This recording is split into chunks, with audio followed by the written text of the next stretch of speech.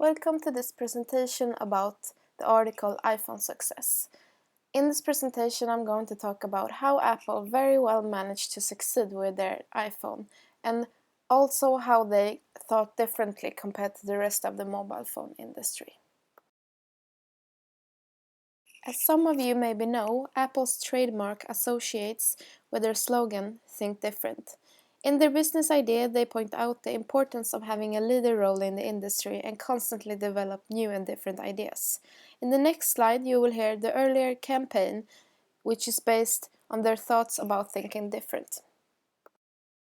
Here's to the crazy ones, the rebels, the troublemakers, the ones who see things differently. While some may see them as the crazy ones, we see genius. Because the people who are crazy enough to think they can change the world are the ones who do. In the past decades, the mobile phone industry has focused on creating a brand new value network for mobile internet, only designed for mobile phones. The industry believed that a new version of the internet was needed before the mobile data could succeed. Apple, on the other hand, went against the flow, but how did they do it? In the 90s, the mobile phone industry was growing rapidly. The revenues of the mobile phone companies such as Nokia, Motorola and Ericsson were growing fast.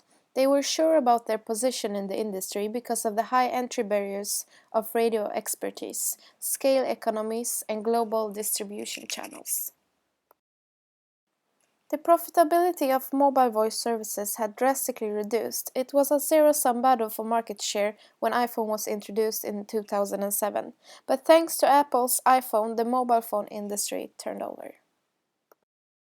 When the iPhone was introduced, the phone were different from all the other mobile phones on the market. It had a large touchscreen for viewing video on the web and no physical keyboard or keypad. The browser was based on computer standards rather than written for the mobile phone. It had a custom user interface which was specially designed for the iPhone, and the biggest difference, except the web browser, were the advantage of already having their integrated system with iTunes. The iPhone did not only differ by the design from the competitors, they also was consistent using an end-to-end system designed to both create the value and capture the value. The iPhone is an exemplary case which verified the system as you can see in this figure. Apple wanted to have control over the user experience by making sure that the iPhone would only be able from retail or online stores owned by Apple or Singular. To be able to use the phone, unlike most of the other smartphones, Apple's system required that all iPhone buyers activated Singular phone services and subscribed to mobile data services. To control that, Apple locked the phone so it could not be used on other phone networks. Apple did a smart move by concentrating their initial marketing and rollout of the iPhone in its home market where their brand iPod and iTunes penetration was strongest. Apple sold 270,000 iPhones the first 30 hours. After cutting the price, the sales went up to 1 million. The sales of iPhone also benefited from the publicity and a strong word-of-mouth recommendation from their customers.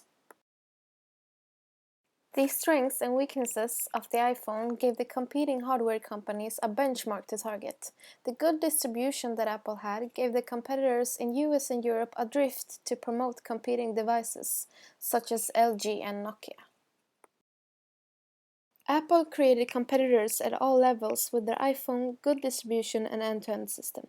The competitors lacked these factors and didn't have the experience in building such systems, which made it hard for them to duplicate the ease of use of the iTunes and iPhone system. The results of this was that the competing operators got limited pricing power. In 2008, Apple released the new 3G iPhone, but the day before that they opened an online marketplace called the iPhone App Store. In the same time, they released a software update that allowed existing customers with iPhone and iPod Touch to have access to the new features, including the App Store. 6 months after the launch of App Store, the store had more than 15,000 applications and 500 million downloads. 3 months later, the digit had doubled. In November 2009, the digit had reached to 100,000 applications and 2 billion downloads. The iPhone did not only differ by the design from the competitors, they also was consistent using an end-to-end system designed to both create the value and capture the value. The iPhone is an exemplary case which verified the system, as you can see in this figure.